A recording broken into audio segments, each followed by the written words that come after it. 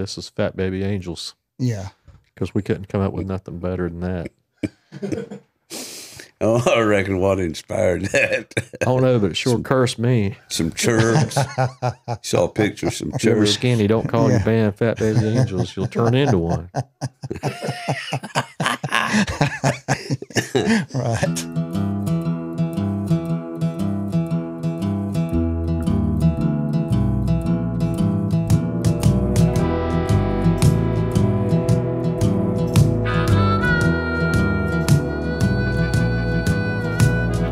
Something in the water taught me how to crawl. Something in the water taught me how to fall. Something in my Welcome to another episode of Something in the Water. I'm one of you co-hosts, Sean Clark, with Dave Griffin, Uncle Dave Griffin. with me, Uncle Daddy-in-law on this episode. Because we got my son-in-law here tonight and Sean's old music buddy. Jamie Stewart. That's him. All right. Yep. It's about time.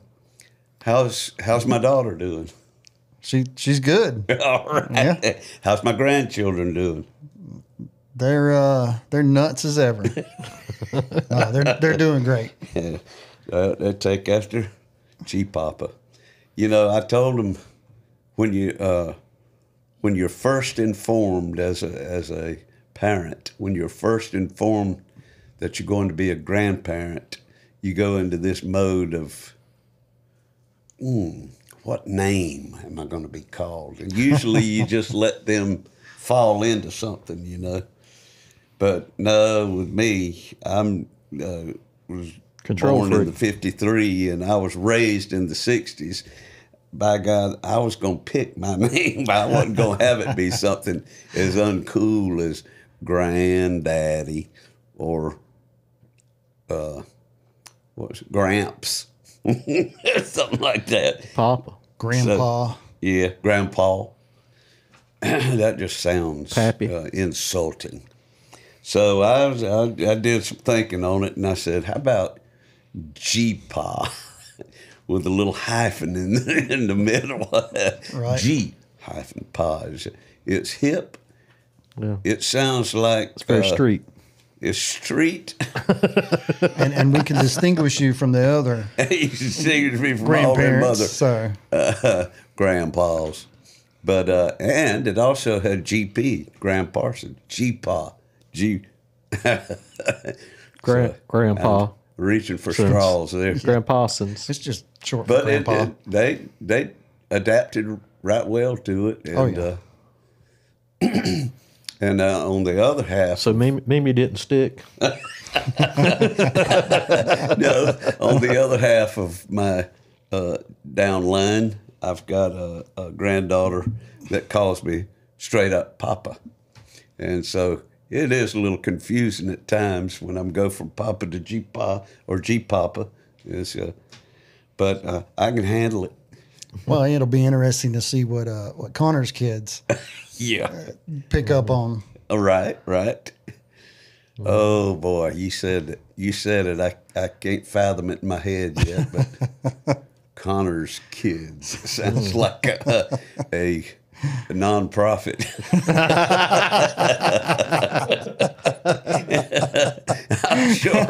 I'm sure I'll profit from it, but it sounds like a nonprofit Organization.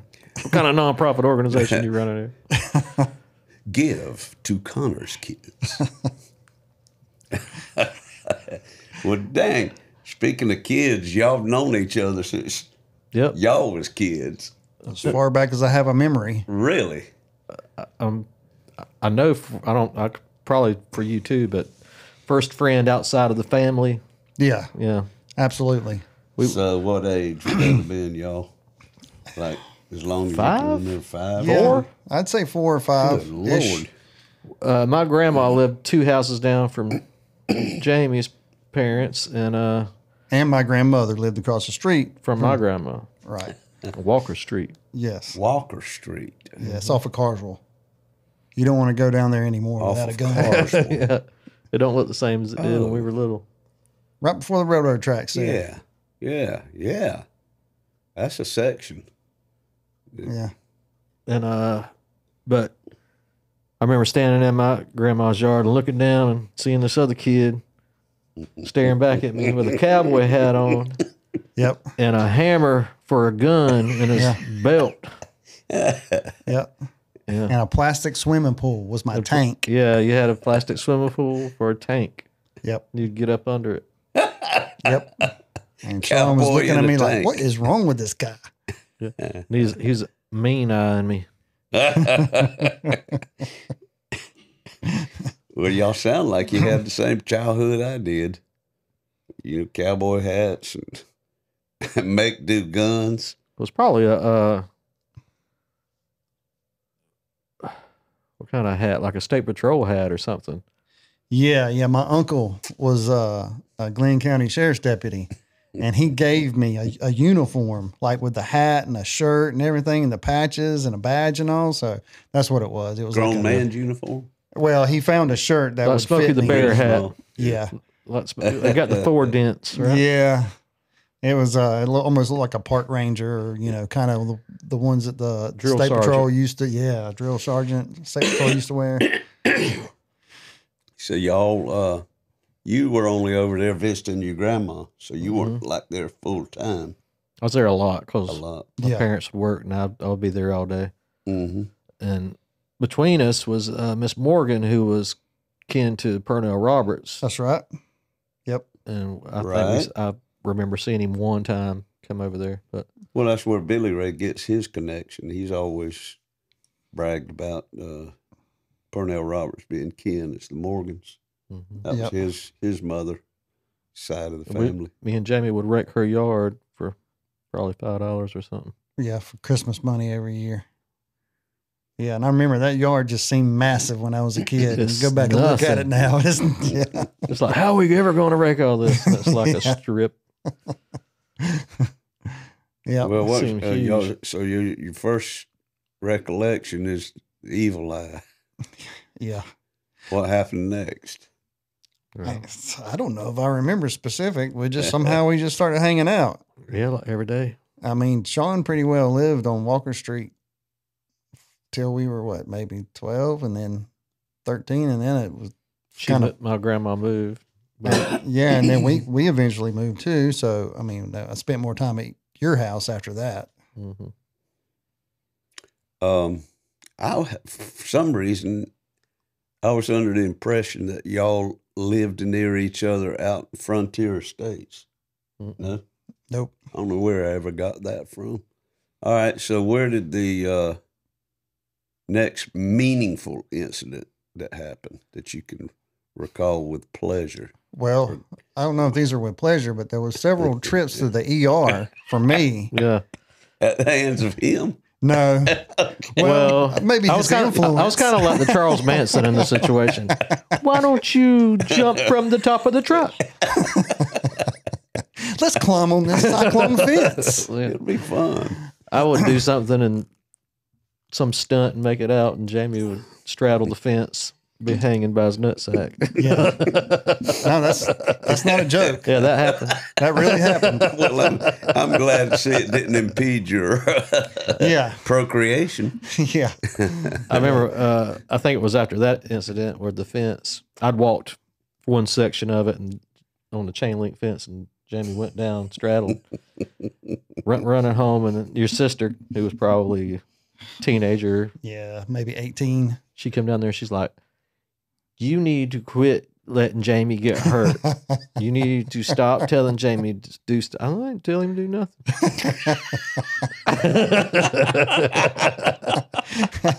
He got me back one day. We was raking yards, and we started a sword fight with the rakes, probably lightsabers in our minds, but he throws the rake at me, and it hit me like in the eyes, metal just rake, like millimeters. and I got like strips of blood going down. Yeah. Yeah, Sean nearly went blind in that incident. I mean, Oh, my goodness. just a little bit higher and and it'd been over. The little brat that I was went straight to his mama's house. Didn't what? It's like knocked on the door. Look what your son did to me. She's like, oh my goodness, let's clean you up. Has anybody seen you? Well, you had an incident with the Batman grappling hook that was not made to be a grappling hook. Yeah, you could bend this with your fingers like a little hook. I'm gonna swing out with this thing. Put it on a clothesline and jumped off the back of the porch, thinking I'm gonna make it. Yeah, Knocked the breath out of me, scraped the whole back of my leg. Yep. That's what I remember. And y'all didn't even know I was jumping. Y'all were playing, you and my sister, and I was just over there on the ground, couldn't breathe.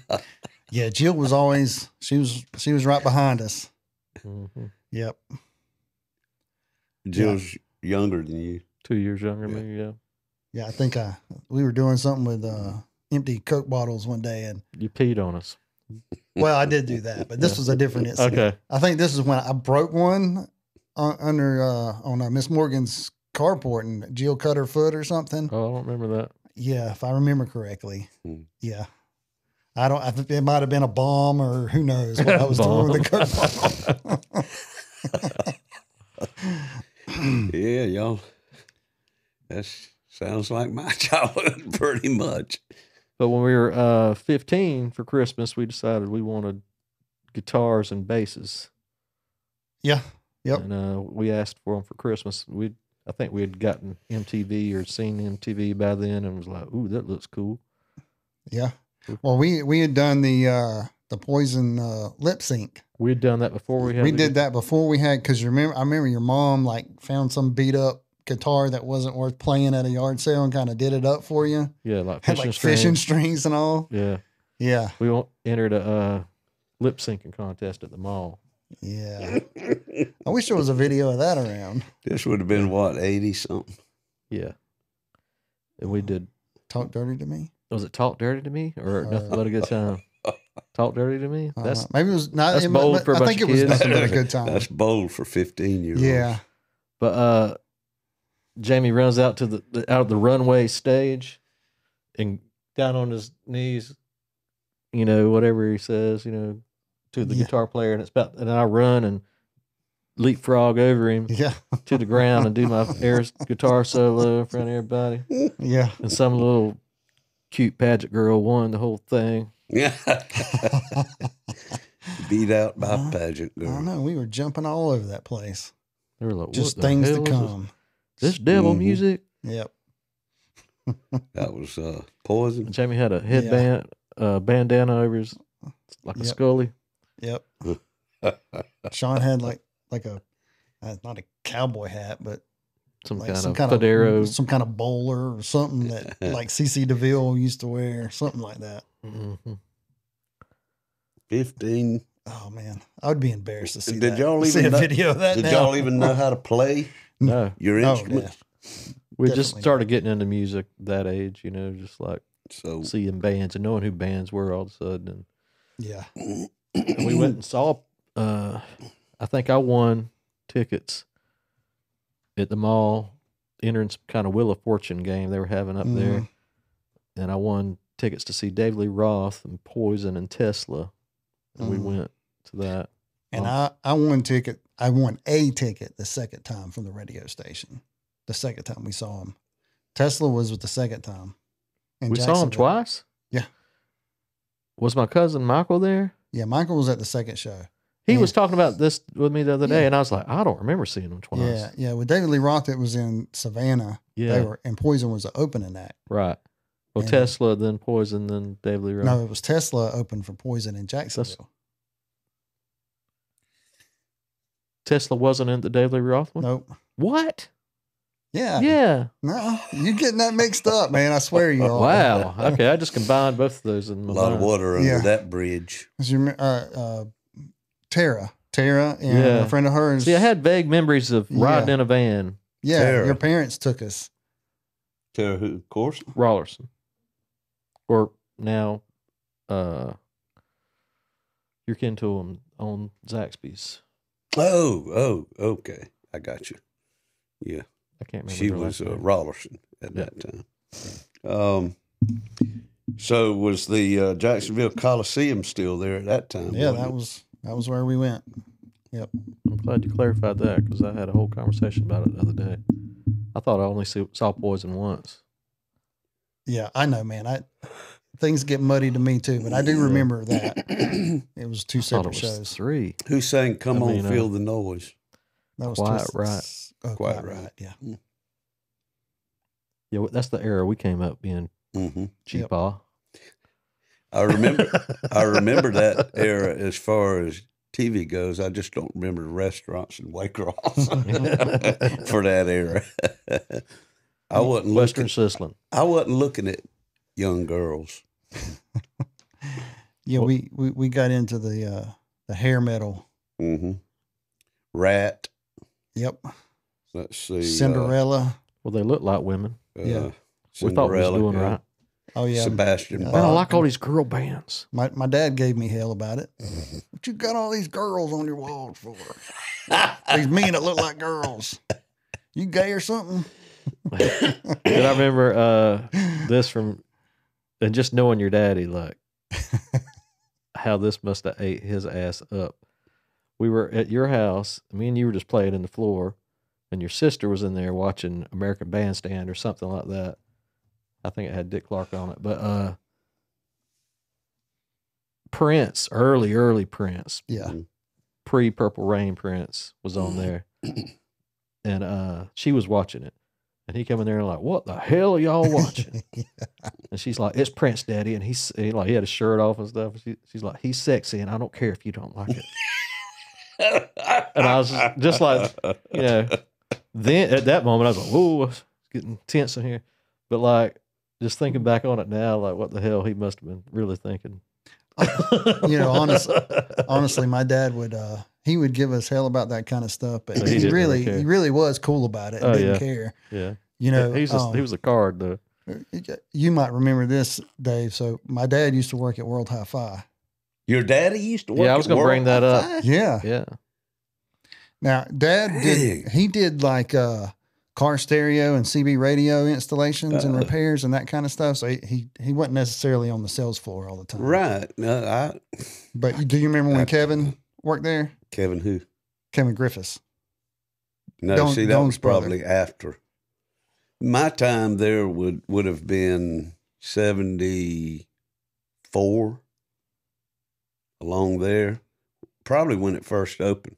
Might have opened in 73, and it was called Wiltronic. No, not Wiltronics.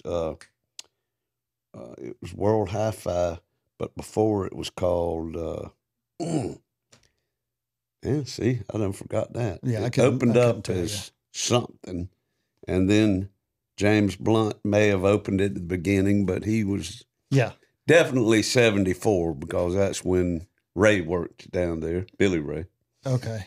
And they had the little, in Jody the back worked. right-hand corner, they had that little isolated room where you could close the doors and punch speakers on the wall for car stereos to Yeah. That's right. listen to. Yeah. So Yeah. I did not know that your daddy worked there, though. Yeah. Daddy probably installed all that, honestly. So Do you remember what year he worked there? Well, James and Daddy were good friends. Mm-hmm. They were hunting buddies. Mhm. And so Daddy worked over in Brunswick somewhere, and he asked Daddy to come work Mm-hmm. at World Hi-Fi. So we moved from Brunswick. What I year was- was that? I was 6 to 8 months old.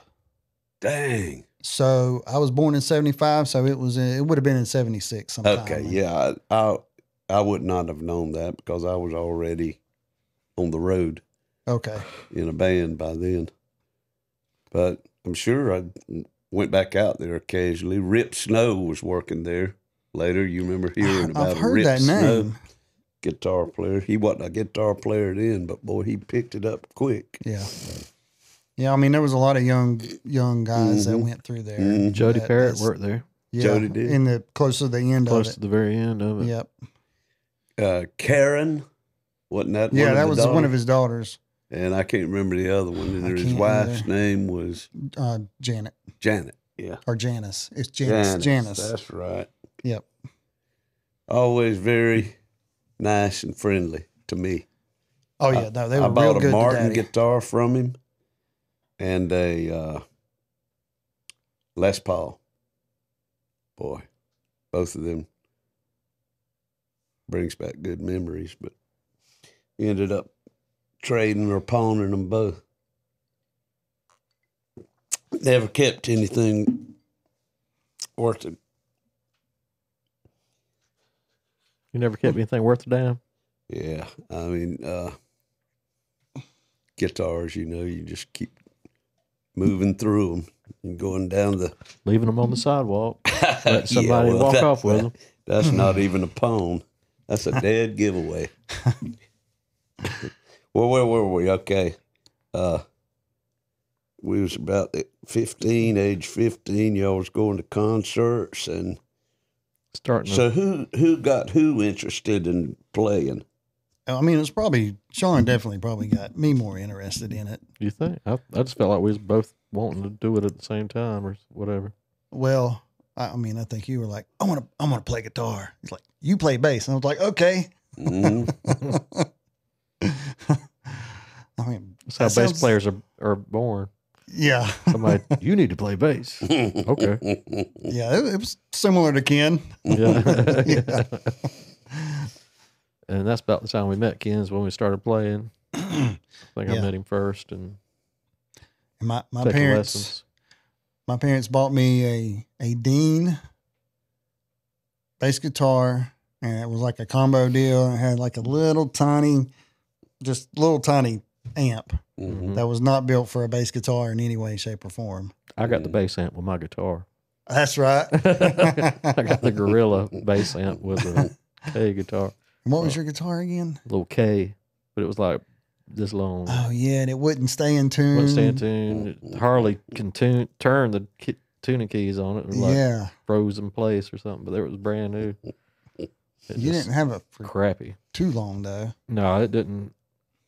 I wouldn't have made it playing guitar if I'd have stuck with that one. Yeah. I think the next thing I got was this Strat copy that was a Hondo. Yeah, I remember the Hondo. White Strat. And I ended up painting that one like the American flag, the body, and I put a different neck on it. Yeah, that really wasn't a bad guitar. I mean, for what it was. That was good. It was more solid than the other one I had. Oh, yeah, for sure. Yeah, the Dean was definitely a good guitar. And that Ken was talking about how there was a Frankenstein bass that he had built. So parts of that came from that Dean. Yeah, and I think that bass is still around. I think TW a lot has that bass. Wow. I'll have to check see if he still has it. I painted that too with paint pens. We painted both those guitars. Yep. It went through quite a few because I had put a bunch of stickers all over it. And I think Ken cleaned it off, and then you painted it. And I thought I painted it when you had it. You might have. Because it was like, I was trying to paint, like a lot of guitars at that time had the crackle finish, and I was like actually painting the crackle on kind of thing. Right. Like spotted something. But, so you had artistic tendencies even back then? You was already drawing? I was drawing from 5 years old. Yeah, Ken had the yellow Yamaha, and you did the thing with the exploding light bulb on it. Yeah, which eventually I got that bass. And then I think I sold it to Steve Bennett, which I wish I hadn't got rid of that one. So what's y'all's first, did y'all jam together at that point when you didn't know anything? Yeah, we didn't know what we were doing. But making noise. Yeah. And we took lessons from Toby Harris. Did you take lessons too? Yeah. We our first band was Twist of Fate. I think so. Yeah, with Daniel Moore and Joey Walltower and Scott Paul. Scott Paul. Sort of. If he'd show up and play. Yeah. Yeah. And then that turned into Slush Puppy.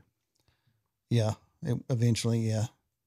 With Gus and Brett, Garrett, me and Jamie. Yep.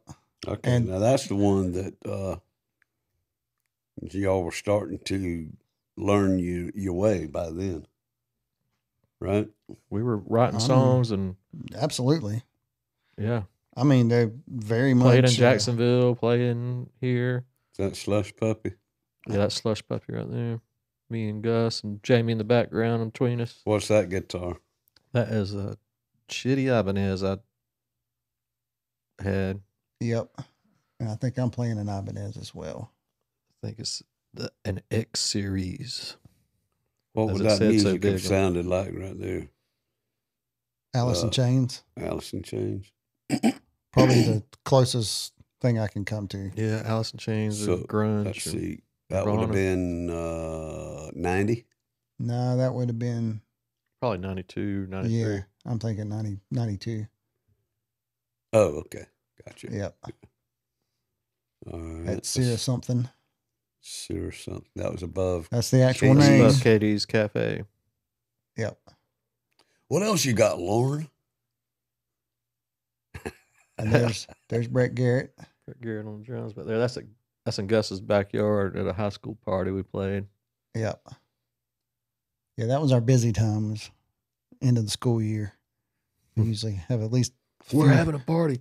And then Gus would draw a flyer and pass it out everywhere that would have drug contraband drawn on it. paraphernalia drawn on it like and- it was code for something. And it was like LSD and like, not that any of this was going on there. It was just like all these, he was trying to make it 60s psychedelic poster. And the cops would always show up as we passed. We're over here. Yeah. That was a good night, though. We had a good time. Yeah, the whole night was a good time.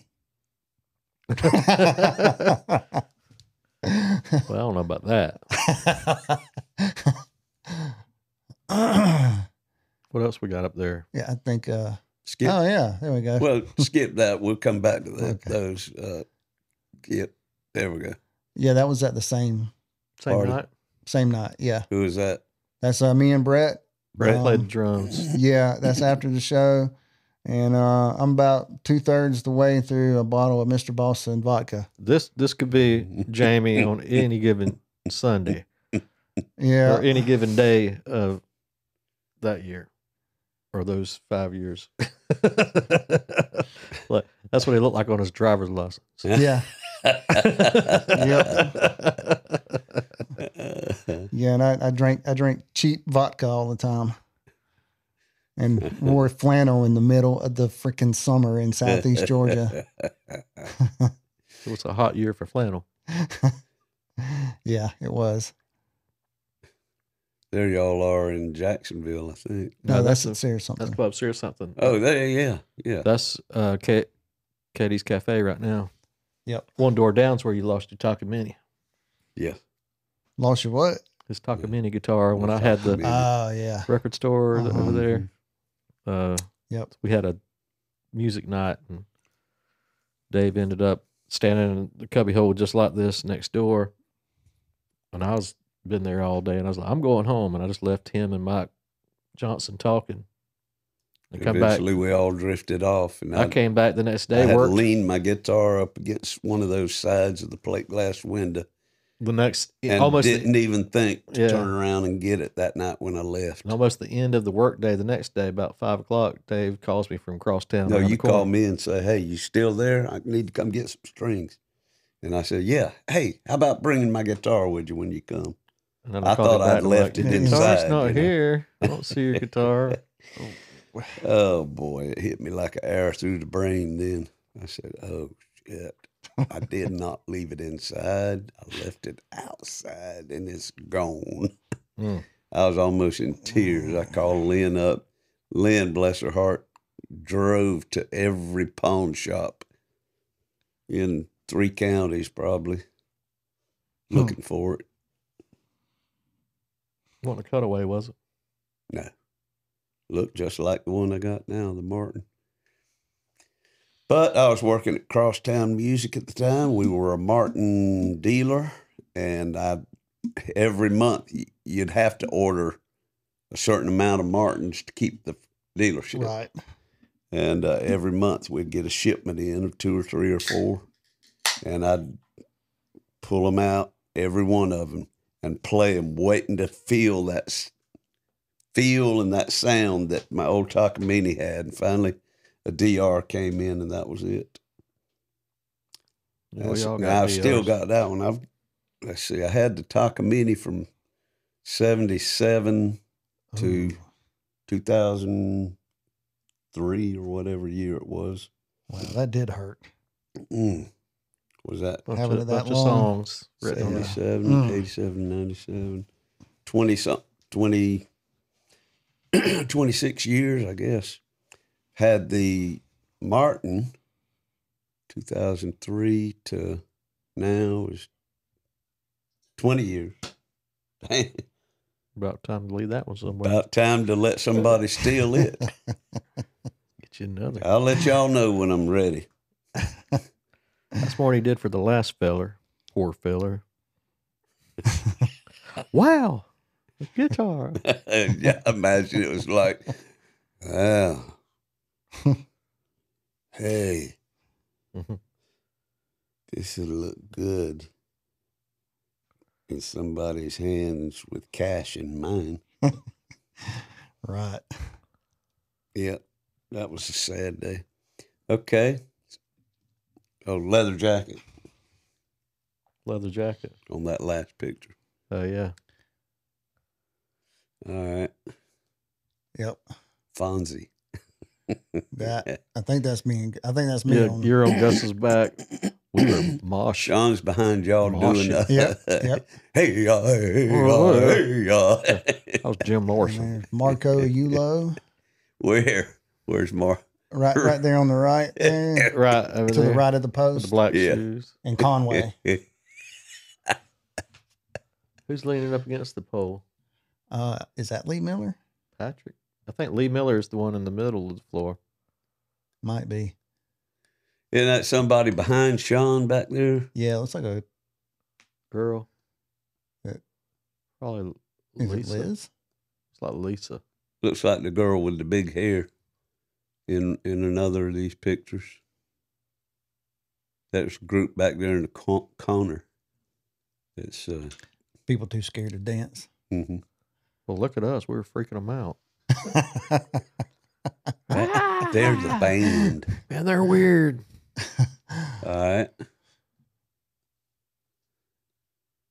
This is how we do it. This is how we do it. All right, It does look like from line right dancing. to left, who's that way down there? I don't know. Oh, who well, that's that is. Gina right there with the hair right Yeah. there. It's twirling. Bozo hair. Doing the Natalie Merchant. Yep. Conway. I don't know who the dude is. Marco. Conway, Marco. I think Is that Zach? that's Sam in the middle. Okay. Wait a minute, what was that think of Ayulo his last guy's name. name that used to come around? Ed. Ed. That's That's right. Marco's brother. Okay. Yeah. He's probably around there somewhere. All right. It's like Jason Chancey right there. You got the arrow on. I don't know. Really? on- Jason Chancey looked like that? Zoom in. Jason could Chancey be. was skinny. I think Yeah. No. I don't know. Gus, Sean, and Jamie. And the same head in the foreground. Yeah. All right. That's Steve Bennett. and Jody Parrott. No, that's me. That's you? Yeah. Okay. See my glasses? Okay, I do. What was that? The soundboard? Yeah. Or Yeah. He was lighting he was the DJ. DJ? Yeah. Actually, we controlled the sound for the band from the stage because we didn't have cables. That was a portion of the stage. But we had lights that, was it Jody that rigged them up or you? Both y'all? I think it was Jody. Coffee cans Mm-hmm. with light bulbs in them. And then we had light switches up there, and whoever be running sound just be flipping light switches like Yeah. for our stage lights. Who did the art? Random different people would do Mm. different things. I think Gus did the face.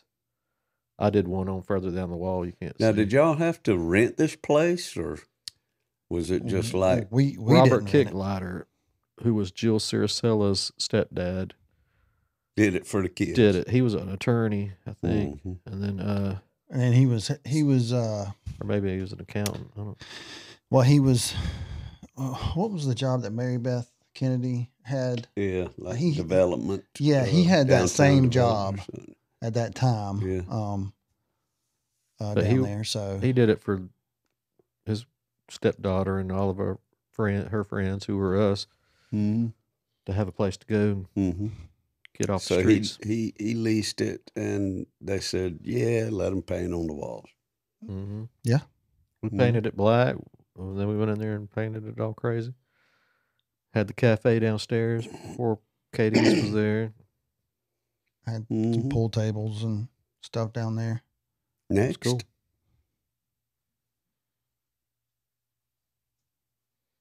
And it was called Club CiraSomething because nobody could say Ciracella.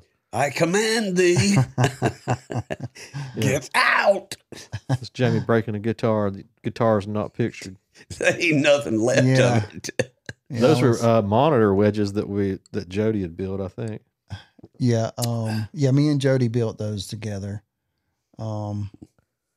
Just Y'all had some always coming together on some kind of project. speakers and we're like, hey, well, let's make some monitors out of these. Mm-hmm. And Probably no horns, just speakers in them. was the drum riser, was it already in there for some reason? Yeah, Yeah. we didn't build that. The Yeah. stage was there. That drum riser was actually pretty cool. I'm glad we had that. Wonder what that damn place was used for before that. To have all of that in there, I don't know. stage no and drum idea. riser. I don't remember it being anything. Yep. And tonight's outfit is a forest green. So this would have been moving on from Gus, and Jody would have been in the band at this point. Oh, this is Fat Baby Angels Yeah. because we couldn't come up with nothing better than that. Oh, I reckon what inspired that. I don't know, but it sure cursed me. Some chirps. Saw a picture of some If you're ever chirps. skinny, don't call your Yeah. band Fat Baby Angels. You'll turn into one. Right.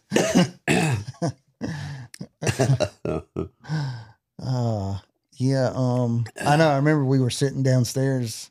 I think Lee Miller was with us, and we kept just throwing out all kinds of names and stuff, trying to figure out a new name. Cherubs were big that year because Yeah, of Smashing yeah. Pumpkins and stuff. And I That's think right. That's Music wise, y'all doing any, making any changes, or just sticking right. with? Yeah. I mean, I mostly wrote the music stuff in Slush Puppy anyway, but I mean, what'd you say?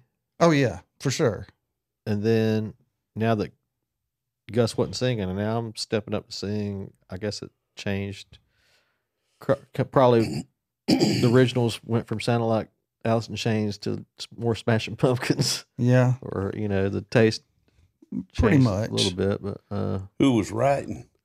I was writing the songs. I Sean guess. wrote the songs, and then me and Brett would come in and do our part. Y'all wrote some stuff too, as far as riffs and stuff. What about Yeah. words? I was all Sean. And I didn't know what the hell I was doing. I was just sounds weird. Writing songs called Smother and tomato can soup. Tomato can soup. Damn. Down, down, down, down, Yeah. down.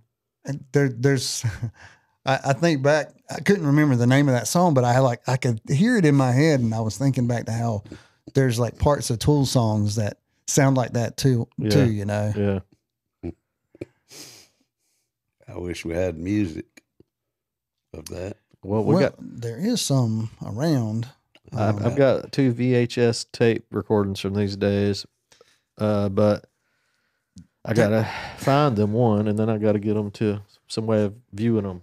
Well, we do have Give them to Tim. there is a CD somewhere. It's some really crappy recording though, but it is some stuff. Some of it is with Slush Puppy, and some of it's with Fat Baby Angels.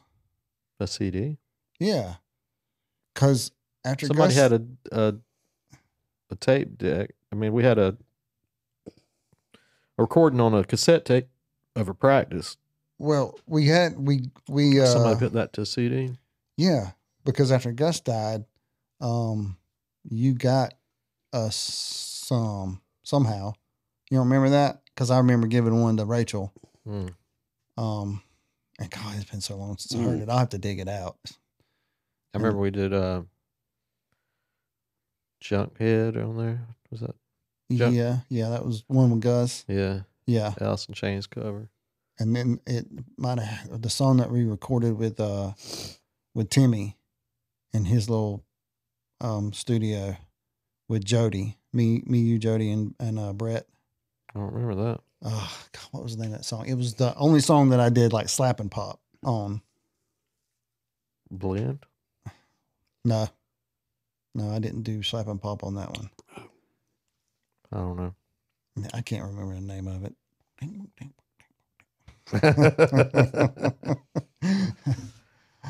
Well, when I locate those VHS tapes, we'll have to have you back on and watch some of that stuff. Because one of the tapes is Kurt Cobain had just died, and it was that weekend that we threw a Nirvana tribute, and we had all of our band friends from Jacksonville and around here. There's like 5 bands. Played Nirvana songs, and that's on one of the videos. Yeah. And then the other one is just Fat Baby Angels practicing here and playing a show at Cool Bean Cafe in Jacksonville. That's right. So y'all did. That's what I was going to ask you. Y'all played out more than here?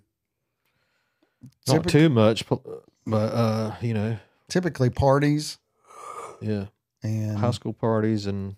Excuse me, I'm sorry. Getting this spot for our practice spot open, I would book bands from usually Jacksonville. Mm-hmm. And then that would get us in with them to play down there and stuff. Yeah, it was a band, Inner Scarlet. Yep. Any of them go on to do anything that you know of, or just lose touch?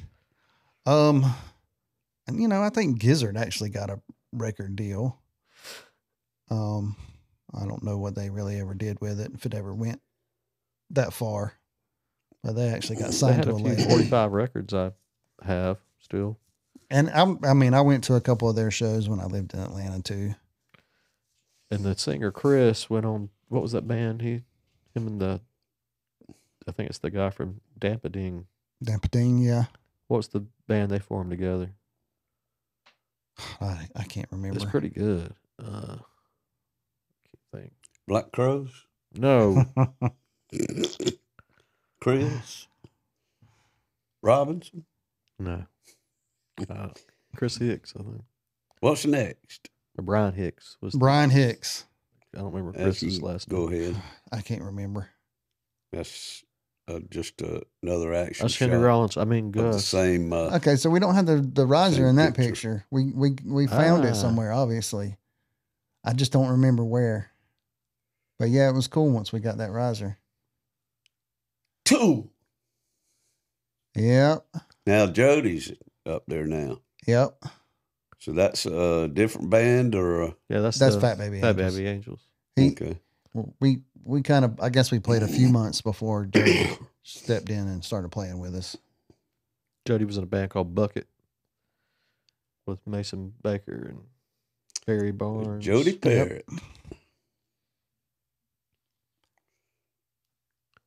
Yeah, that's flashing way forward now. Yeah. That's the Shingles. The Shingles played at. Don't ever name your band the Shingles. You'll get them. Graham Parsons guitar pull in probably around 2009 or so. So it would have been right before Wyatt. So I'm going to say that it was 2009 would be about right. Yeah. Because Jared. Is there a Jared left right before Megan got pregnant. Is there a caption under that picture? Or does it show up? No, it just says. Okay. All right. That would have been years later, and this flashback. Yeah. Back to where we were. They had one fan, and it was on stage with them. That's how good. I was hot up there, man. That's why I had my shirt off. That's how good I had my fan over there. They had only one fan. I don't think there was air conditioning up there either. And like on one of those videotapes, somebody, like I'm talking on the stage, hosting the night of the Nirvana thing, and somebody's like, "It's hot in here," and I'm like on the microphone going, "It's hot in hell too." What? Like, I haven't gotten any better at stage banter over the years. Hot air rises. Yeah. Hot in hell too. I mean, well, shit, that would have been April or May.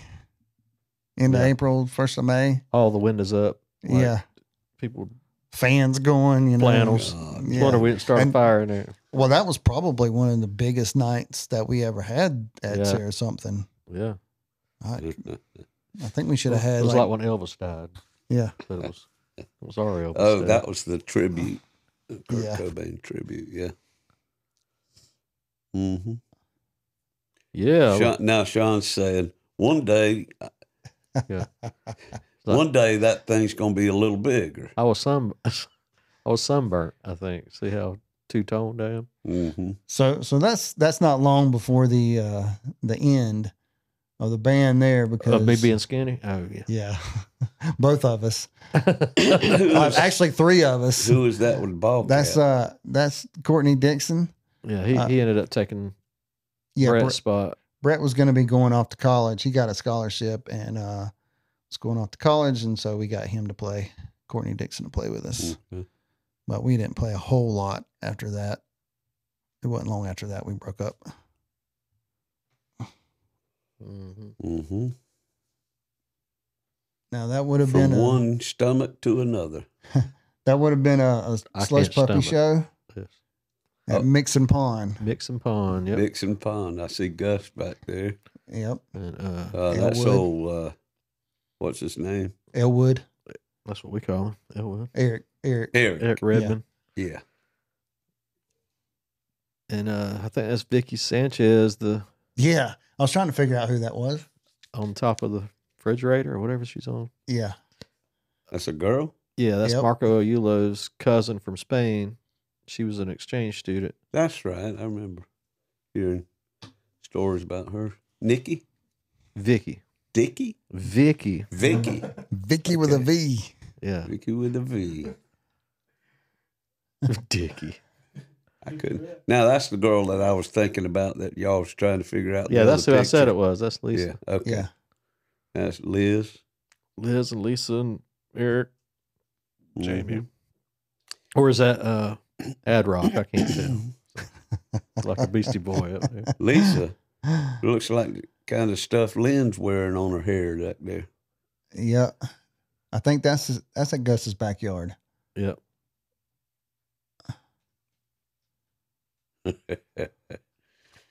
Okay, and there's another picture of that night. Jody's looked like the devil. Baggy pants on, boy. He's probably tripping. He usually was. He's staring down. That's why Jody won't come on here staring down another fella man. talking all this shit. Come on, Jody. Come on here, man. He don't remember any of it. Back to Slush Puppy. Yep. That's before we painted the walls black, I guess. Yeah, that was probably in very early. What? Your hair's caught in the fan. It's a beehive. Look at that mass. And that's how that was my mating call. Yeah, it looks like a turban. But did it work? It didn't not work. Work well or Young No, men, it young men, probably could have worked better. young men in their prime. If I'd known then what I Gus know is now. staring That's down right. another fella man. That's right. There's Sean with his Telecaster. And My it's hot plaid pants. bang. Yeah, I go to the me shop. Me shop and buy old man golf pants. They would catch on there at that thrift shop. The flannels are in, up the price, and like they had Yeah. 50-cent flannels are now $20. But I would just alter my taste. Like, well, I'm getting plaid pants now. They seem to be There you free. go. They're onto the plaid pants. Up the price. Go down on the flannels. What were y'all doing here? What was that? Just listen to a band? Yeah, Probably. pretty Looks sure. like you're in assembly program at high school. Everybody's facing where the stage is, so Yeah. something's going on up there. It's Might pro- be an acoustic show. Mm-hmm. I mean, it could be a band from Jacksonville we weren't familiar with. Yeah, and we y'all were are looking checking them very, out. very angst-ridden, Like, we're ready to rock, but I don't know. very, very moody and angst. But y'all are standing like, we're a little bit cooler because we're in another band, and Who's we're about to get to the bottom of this. Who's the We'll people? tell you if it's good. Dude. Who's the people Stand up. from right to left, I can't see. starting with the girl? I don't know who the blonde is. That is, yeah, you do. That's Kristen. Kristen Crowder? Yeah, I think. Or was she too young? I don't know. It could It be. looks like her. Favors brunette. I don't know. Who. I can't think of her name, but she is. She went to Pierce County. That's Hillary. That's Hillary Reagan. Hillary Reagan from Her- Bexley. Conway. Her parents was Nancy and Ronald Reagan. They sure were. A For real. chiropractor. Oh, from really? Bexley. For real, Okay. that was their names, and she was Hillary Reagan. Which was Clinton's daughter. Yeah. I swear to God, that looks like Larry Osborne right there to me. Hillary's Clinton's wife, there, buddy. Oh, that's right. Who's next over there? That's Patrick. Patrick Carter, and I'm not sure of that blonde. Yep. Okay. Yeah. I have no Next. idea who those people in the foreground are. My van. No. Zach. Yep. Right there. On Zach the with left. eyes closed, squatting. That's Jamie behind him, and Scott Paul, Cindy Dale, Little Sydney. Yep. David Miller. David Miller, me, Jeremy Combs, Vicky Sanchez, and Ivy Woodard. Mhm. I have no recollection of this picture. I don't either. That must be Jeremy's van or David's van. That's David's band. Yep. David Miller. Miller. Yep. We need to get with him. He's out in Colorado, I believe. See if he's got a gig we can get on the way back from our California trip. Mm-hmm. He works on wind turbines, Yeah, I don't know what this is. That's double exposure. double evidently. exposure. That's But looks like both pictures. One was taken downstairs in the cafe, and one was taken upstairs in the dance floor. Yep.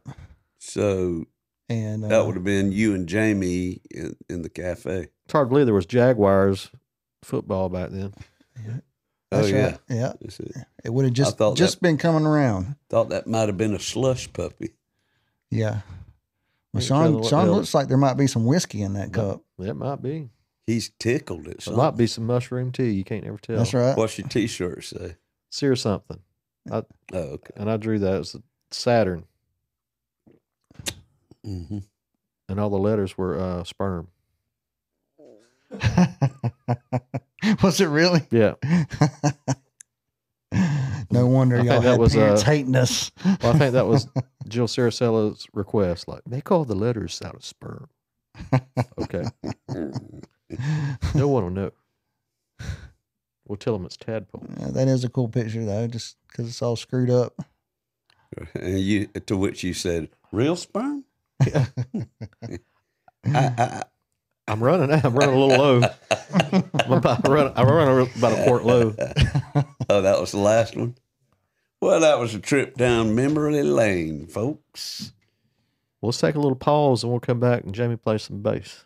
I don't know about that. We'll jam like the old days. See you in a minute. Something in my brain won't let me stray. Something in my veins gonna find its way. Something in the water taught me how to pray. When that cold black water finds its way into your veins,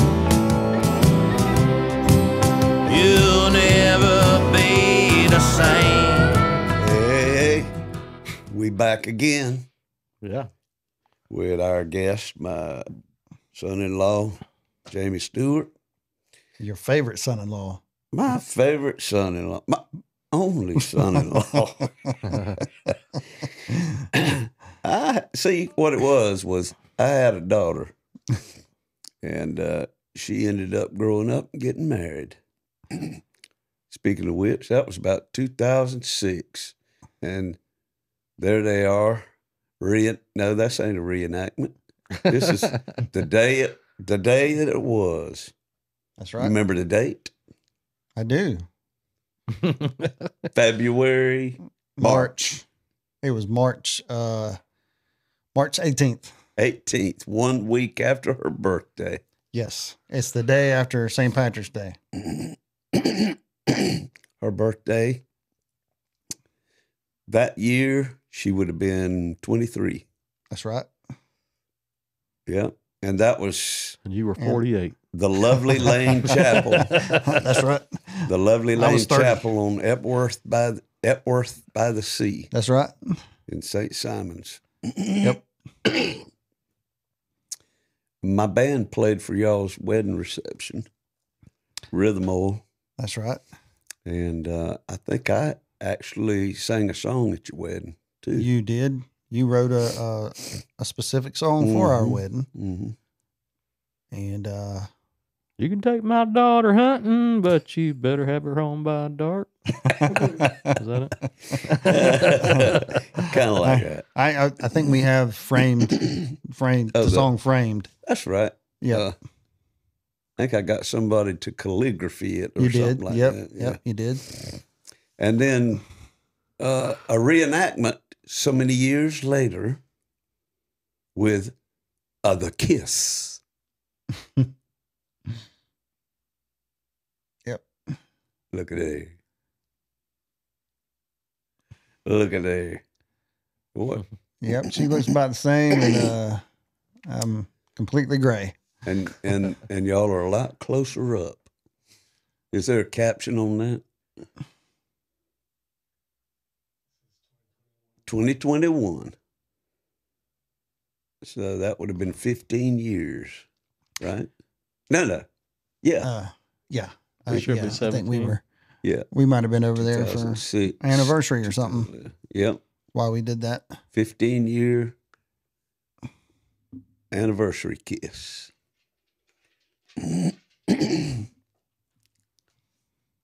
And How'd you feel about all that? they are the parents, and I'm the grandparent of grandson and granddaughter, Wyatt and Millie. Got a picture for that? No. But they're definitely you can see Megan in Wyatt and Millie, but I can see Definitely Wyatt. in Millie. I can see your mama. Mm-hmm. Yeah. In Millie. Mm-hmm. Absolutely. Mm-hmm. Yep. Yeah. No, Wyatt, I mean, he looks, other than his hair color, he looks just like his mama. Facial expressions and everything. Mm-hmm. I think he acts a little bit like her too. But Megan, she's a wonderful person. She's a very successful businesswoman without having had any college education. She's smart, just smart.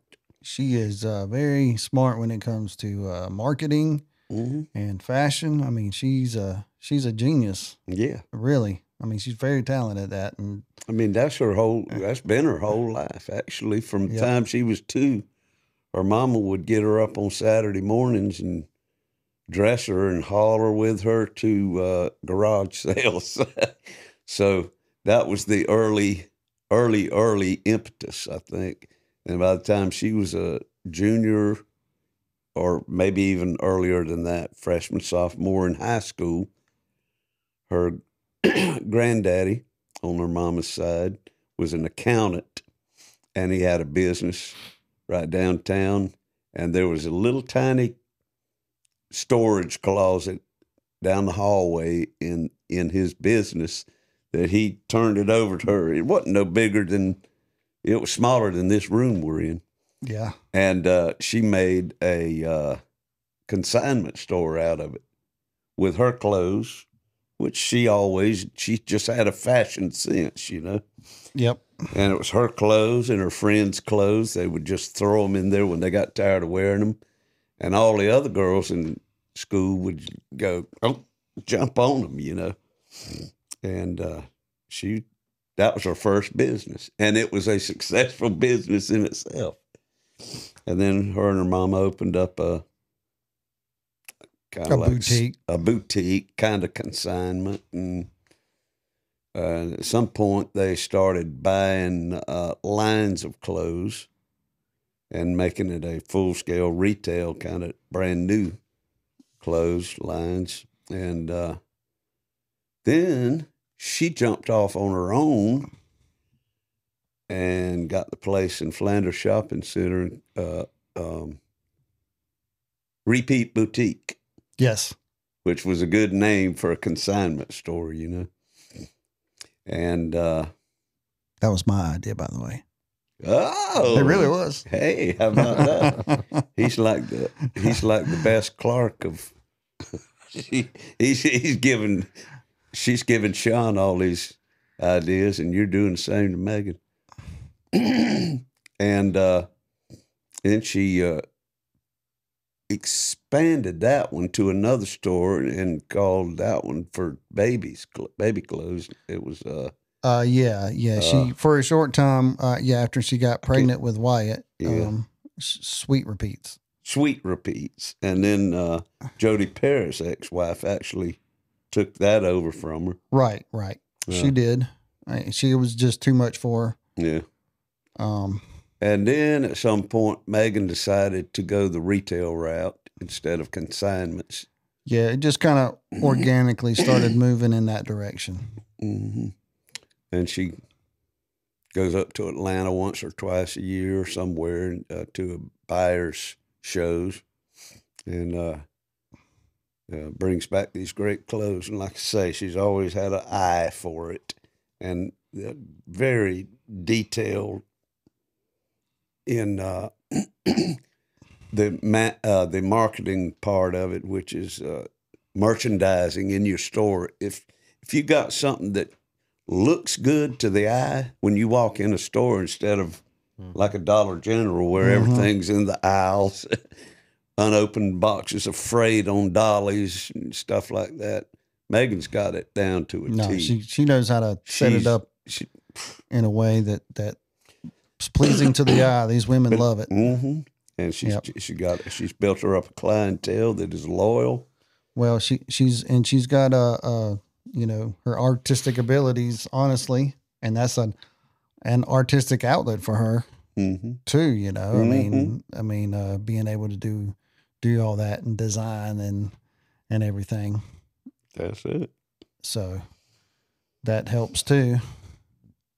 Mm-hmm. Well, that kind of leads right into this, but I got a tale of the week here for you, folks, as normal. And speaking of her artistic abilities, I'm going to go like this.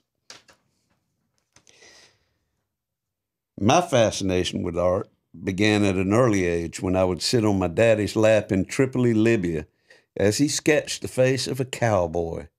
I was fascinated with them, too, underneath a wide-brimmed hat. Mama was talented as well, with the ability to draw and create beautiful objects of art. At about 8 years, I unleashed my first original, Dog with Wristwatch. A simple line drawing with big geometric shapes. As a matter of fact, that is not the original. I reconstructed it because I remembered it from all those years ago. Upon high school graduation, I was struggling to decide what I wanted to do in life. My three top choices were either journalism, music, or art. I entered Georgia Southern College in Statesboro, Georgia, where one of my fall quarter courses was Art and Life, which I promptly slept through most days. My grades reflected my lack of initiative, and I was bounced back home after one quarter. You see, Art and Life, F.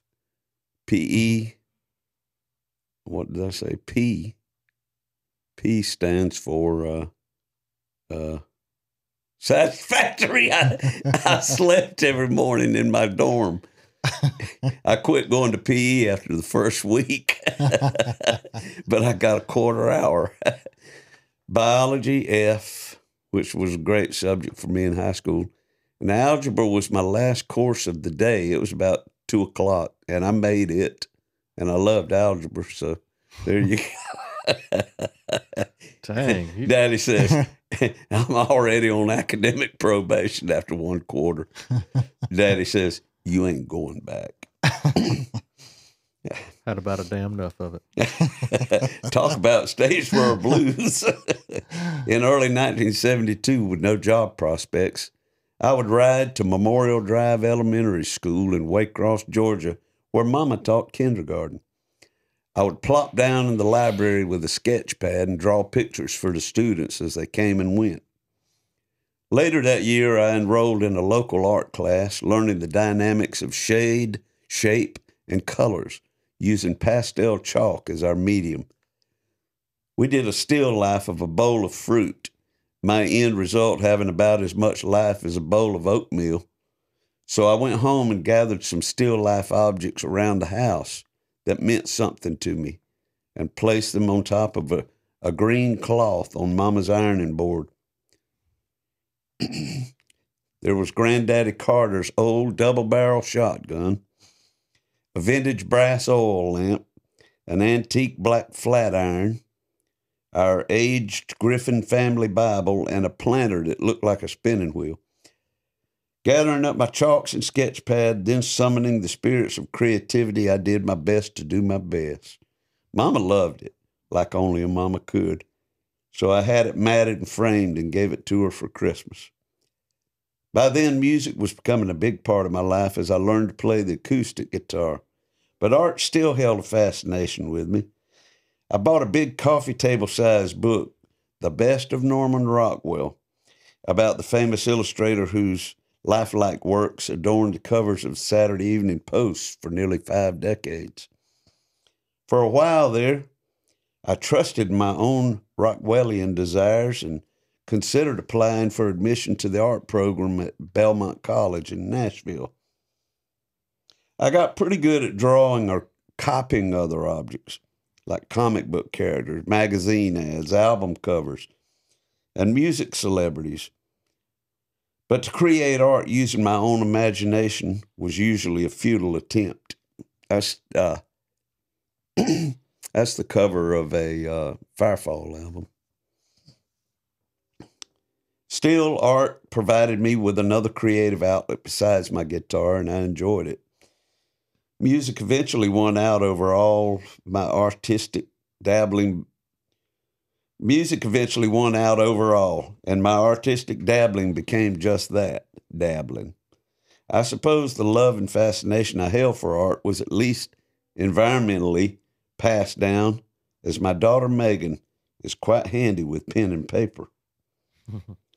She freestyled a quick sketch that I used on the front of my Uncle Dave t-shirt, shown right here. With the signature Uncle Dave Tidy Whities. And I quickly sold out of them t-shirts. My wife, Lynn, is a very gifted artist.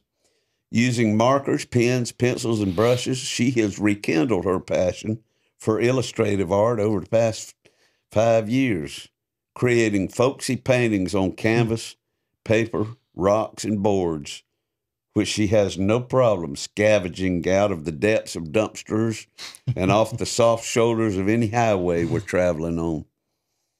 That's supposedly me and her.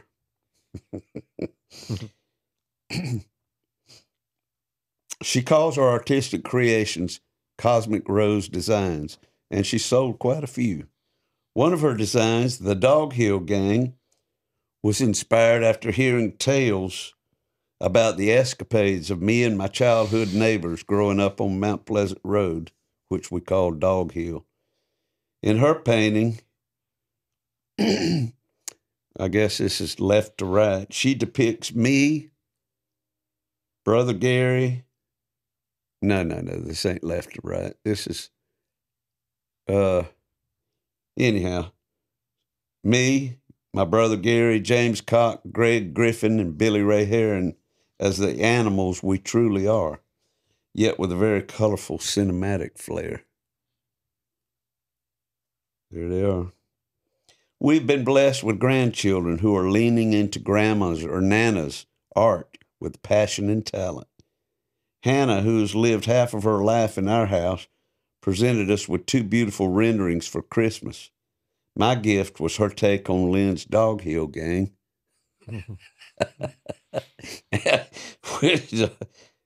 And this was probably about 5 years ago. And it's date up top. What does that say? 2018? Yeah, about 5 years ago. And Lynn's present was a colorful and imaginative piece called Mice Eater Restaurant, featuring Sir Al in a top hat. And he's thinking, Sir Al is my name? Excuse me. And he's got, there's some mice in the bottom corner down there.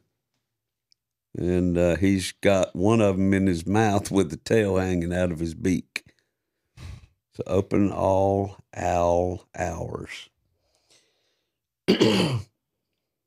Megan and Jamie's children, Wyatt and Millie, shared their grandmother's and mother's artistic tendencies as well. That's Wyatt's piece, the boat. He was always attracted to ships. Still is. Still is. And I mean, I can't tell you how many times he and I watched Titanic when we were babysitting him. And one episode he asked me when he was pretty young, he said, "Gee, Pa, why has he got his shirt off when him, Leonardo DiCaprio and Rose was doing the art drawing in that 1910 Model T?" Yeah. And I said, he's just having fun. And my wife got on to me. Don't tell that child he's just having fun. He's going to be thinking, I'm going to have fun. Scarred him for life. Okay. And this next one is early creation by Millie. Now, Millie went, she got a little deeper into the art, and she's won awards in school. This one was her pink sheep. Look at that looks, yeah. That's awesome. And she also won in a local competition out at the Heritage Center. This one right here got a red ribbon for her ukulele. Just before Mama passed away in 1994, way too soon, she attended a local weekly painting class. So many beautiful framed pieces of Mama's art hung proudly on the walls of my childhood home. When one of the pastors who was to present her eulogy came by the house, he asked me, my brother and sister, what Mama's legacy meant to us. What had she given us that we would forever remember her by? Besides her love, her warmth, and her encouragement in anything we ever did, besides the sweetness and kindness she showed to anyone she ever met, besides the heart she held us in and the home she raised us in, I told him she taught me the love of art. February 18th would have marked her 95th birthday, and I'm positive she's celebrating with a brush of silver, a canvas of gold, and more love than heaven can hold. All right. She was a sweet woman. She knew Megan. Oh, Megan talks about her constantly. Mhm. Constantly. I mean, she's Well, she was very kinda highly of her. Yeah, she was kind of like we are to Justin's daughter Hannah. You know, she'd come to our house after school and Right. spend the night. Well, when Justin lived there, she'd spend the night. Justin get up, go to work. Me or Lynn would drop her off at school and pick her up from school in the afternoon. And same way with Mama and Daddy. When them Megan and Laura and Aaron, all three cousins, had practically spent their childhood and summers there at their house. So Mama had a big impact on them. Without a doubt. Mm-hmm. What do you got, Lauren? Mm. Y'all want to say goodnight? Yes, you got a topic you want to smash pumpkins? Smashing pumpkins? Smashing pumpkins. What about y'all's concerts? I attended many in Jacksonville when I was that indelible age of 17, 18. Music was paramount. Let's see. We saw Jesus Lizard and Helmet. Yeah. I saw Jesus Christ Superstar there. Okay. we just got to see Helmet again. That's right. Last year. But last September, yeah. We saw Nirvana. We saw Tool. One of the biggest first concerts. Well, I mean, besides those early '80s ones we went to, was Lollapalooza, Orlando. Lollapalooza '93. Mm. And I mean, that was the first festival we went to. Yeah, that was a big Kids deal. with no cell phones and paper maps. Yep. Driving out there in the world. Stoned. These kids are too scared for all that. But we were there. Kidding. We were there early. We got in early, and they had these little side stages. Well, a band had started up on the side stage, but I mean, it's still filling up. Like they hadn't started any main acts yet or anything. And we're sitting there watching. I think it was this band called Cell. I could not remember the name of the band to save my life. That's what we were watching. Okay. And there was probably 30 people standing there because everybody's still coming in the gate. Yeah. And a group of friends, you could tell they all knew each other, were throwing one of them around, but there's not a crowd yet. They're quote unquote crowd surfing. Yeah, they're trying to crowd surf with just them, just like five guys. Yeah. And they're throwing their buddy up, and they launched him and then he's coming down on his own 2 feet where nobody's catching him or anything, and his shin just breaks, and it's now he's got another kneecap between his kneecap and his ankle. Snapped it. And it's just flipping and flopping, and he's screaming and hollering, and we're like, "Oh God!" We were already nervous about there being mosh pits and stuff like that we'd never been a part of. We're like little skinny 16 years old. 16, 17. Y'all said, "Don't nobody help him." Well, they came and like toted him off, and we were like, "Man, this thing hadn't even got started yet. We're going to die. We're going to die." Like that guy just got demolished, and there ain't even nobody here yet. Well, I mean, that's not that far from the truth, because Sean almost did die, I think. Yeah, I got almost squished to death. Yeah. Blacked out. They had to pull me over the railing. Yeah, so me and Sean, we fought our way to the front of the stage for Alice in Chains. Yeah. And I mean, we were at the front, and I think we managed to enjoy about 3 songs before things really got wild. Everybody got pushed forward. Crush. Lane Staley, the singer of Alice in Chains, he actually jumped on top of us. Like he jumped out into the audience and while he was singing. That was really cool. That was very cool. But at some point I remember some guy beside me going, "Get this kid out of here." Yeah. And they pulled me over, and I think it was between me and the railing was just some smaller girl. I was a small girl enough, but Anyway, Yeah. they're pulling me with both arms as I'm like kind of coming to. What about? And I'm just like smearing her against the bar as they pull me over. Oh, And I remember I stood up, which I'm on the where the security is. They're like a foot taller, pulling people over the rail because they're on like a little platform. Yeah. And there's the stage behind them. So now I'm on this platform with the security guys.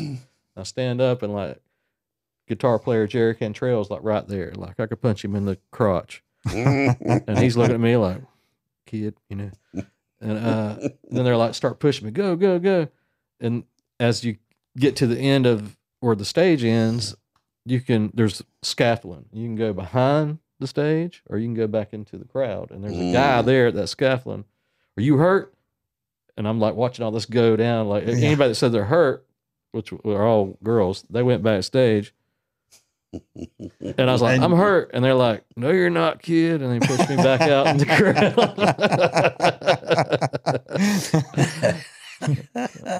Forget about it. They probably couldn't tell whether you was a girl or a guy yet until you said, I'm hurt. I'm hurt. You almost got it, kid, till you started talking.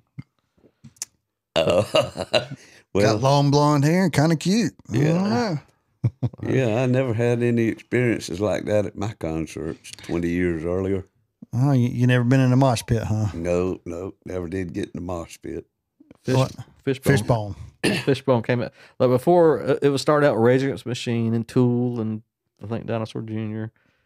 But there was like little mosh pits of circles. Like, you don't want to get hurt. This you don't go in there. This is fairgrounds. I mean, it's huge. It's like, okay, one's starting up over here. I'm going to move over here.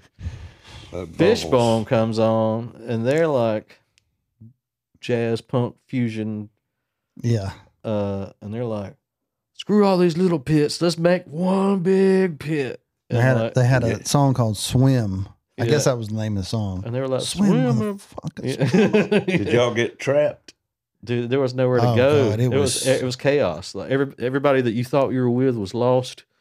Everybody was just, you were 30 feet this way, 30 feet that way. It was like a mixing. Like you ever seen like a movie with like a battle with like a Romans and swords and stuff? Yeah, that's what it was like. Yeah, it was like, it was just like mass dust. Yeah, you know, I mean, dust cloud over and 100-degree running weather. over each other and bumping into you intentionally. Yeah, it's like somebody yelled fire and everybody's scattering. Only they couldn't get out. Yeah, you just got to keep running in a circle. Sorry, I don't see the fun in that. Oh well, you know, when you're 17, it is. Y'all ever mosh? Well, yeah. Then I mean, we got forced intentionally. Well, you know, we would just get behind Gus, like just get behind Gus, and he'll just clear everybody out. That was like my life motto: was just get behind Gus. Gus you'll was be okay. Like in life, just the let Gus go in first. Nobody will mess with us. The Viking leader. Yeah. That's right. I mean, Helmet was. I mean, that was a killer mosh pit, and that's how you survive when you're a skinny white kid. You get behind Gus. Zach Carwell jumped off the speaker or something, like a big stack of speakers. Yeah, he jumped over the railing and climbed up the speakers and dove off into the crowd. Seemed so quiet. Well, he was quiet then, but he would do stuff like some superhero stuff. Superhero stuff that you wouldn't see coming. What about that other picture? I forgot one more picture up there, early up there, with the Jamie pants down. Afghan Whigs. Oh yeah, top row there. This was one of y'all's go-to groups. Mm-hmm. Yeah. Back in the day, I suppose. Yeah. Right? So probably after me and Sean moved on from the hair metal and actually started listening to good music, I guess we were listening to 120 Minutes or something, and the video for Gentleman came on, or Debonair, one of those. Yep. And we're like, who are these guys? Yeah, I like this new flavor. And is that Greg Dulli. And now, did one of them pass away recently? No, he's not in that picture. Oh, okay, but it was a member of that There's only 2 original members here. group. Yeah, Greg and then the white-haired John Curley. Yep. Okay. Guy third from the right is Justin Mercer. Yeah. So, see the guy standing next to me that's Rick Nelson. He's kind of like the multi-instrumentalist. He plays violin and piano and guitar and all kinds of stuff. Mm-hmm. And then John Skibick is the drummer for the Contours as well. Yeah. With Jack White. Yep. And then I forgot the guitar player's name. Where was this at? This was at I believe this one was at Friday Playhouse in Atlanta. So we've I think we've met Greg 5 times now. Mm-hmm. And the last time we met him in Orlando was probably the longest conversation and longest. I mean, we had a quite a long conversation with him that night. And you also had an incident. Yeah, we had an incident. Huh? Greg, if he don't see something going down in the crowd that he don't agree with, he'll call it out. We called Jamie out. He called me out.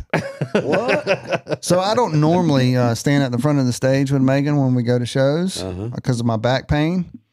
But I did it this one because it was a really small venue, and I knew it would be easier to go to the back.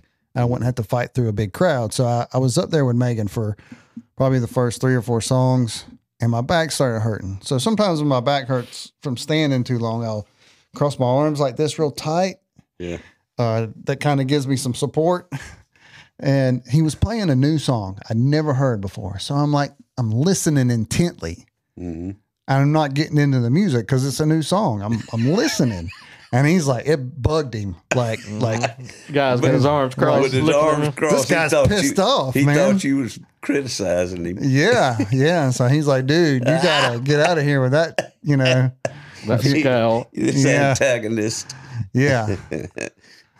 So put your arm in there, and I was like, oh yeah, I started acting like I was getting into it or whatever. I mean, he wasn't like a total dick about it or anything.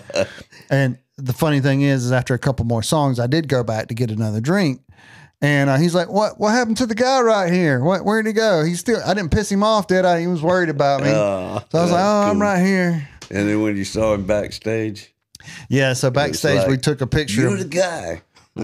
There's a picture of both of us like doing this that Megan took, That's cool. And he's a pretty cool guy. Mm-hmm. So that's him on the far left. Mm-hmm. His arm around your daughter. Oh, that's him with the second from the left. Mm-hmm. Yeah, I thought she said Greg Dulli was in the checkered shirt. I think he's got the picture that Brandon Jones did, of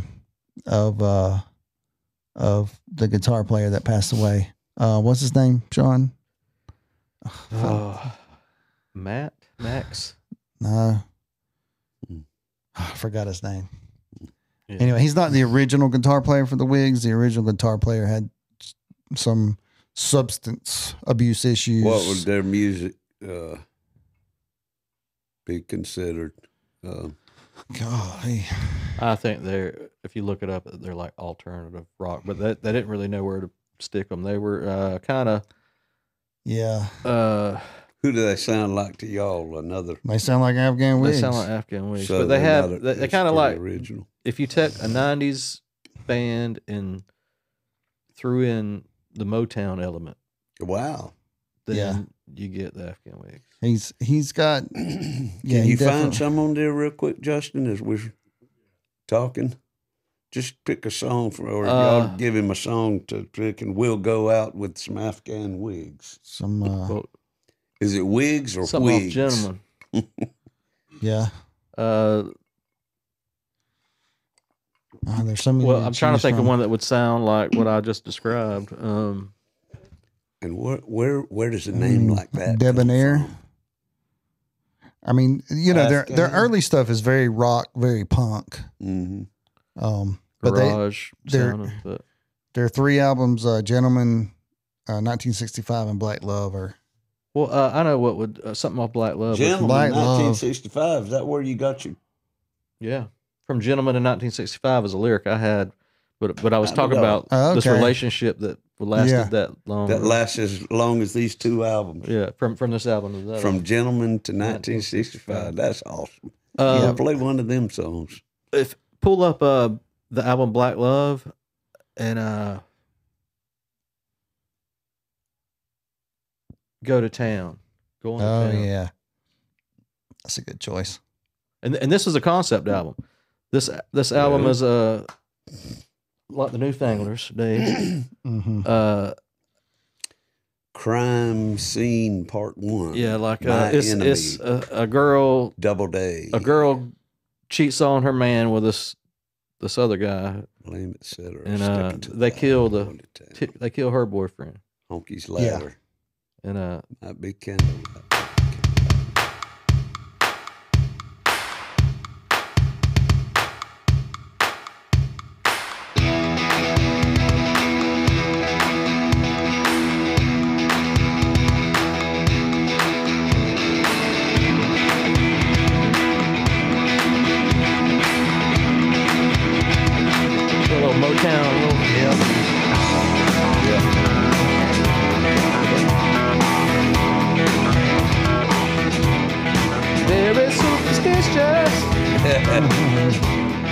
Writing on the wall.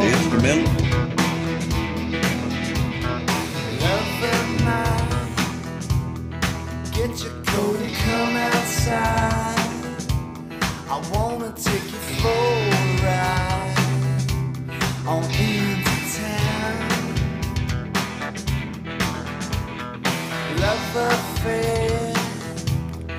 We'll be looking sharp eyes. Sounds like the way Graham would try to sing. I wanna more stop and stare when we take you down. Go to town, burn down, turn around and get your stroll on, baby. I get the car, you get the match and gasoline. We'll go to town, burn it down. I'll get the car, you get the match and gasoline. It kind of looks like Newfanglers covers too. A little bit. Not much. And as we ride away to the countryside. Well, folks, we've had a good time tonight. Appreciate y'all watching. Good to have you, Jamie. Yes, sir. Finally. And it's good to hear y'all's stories from the past. It gives me rejuvenated interest in, vitality of life and drugs and concerts. But no, we're just all kidding aside. We thank y'all for watching, and we encourage you to go on over there to patreon.com and subscribe to our monthly Deep End podcast. And buy a t-shirt off of our website, somethinginthewaterpodcast.com. And we'll see you next time.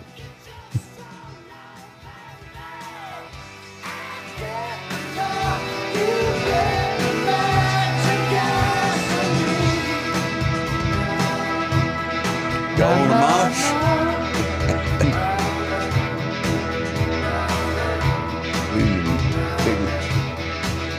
Marsh your ass.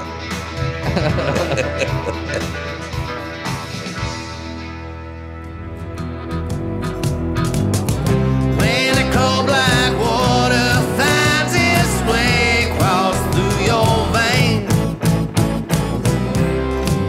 it just might seal your fate.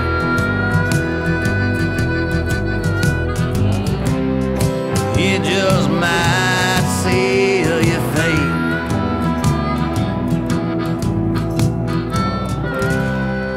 It just might seal your fate.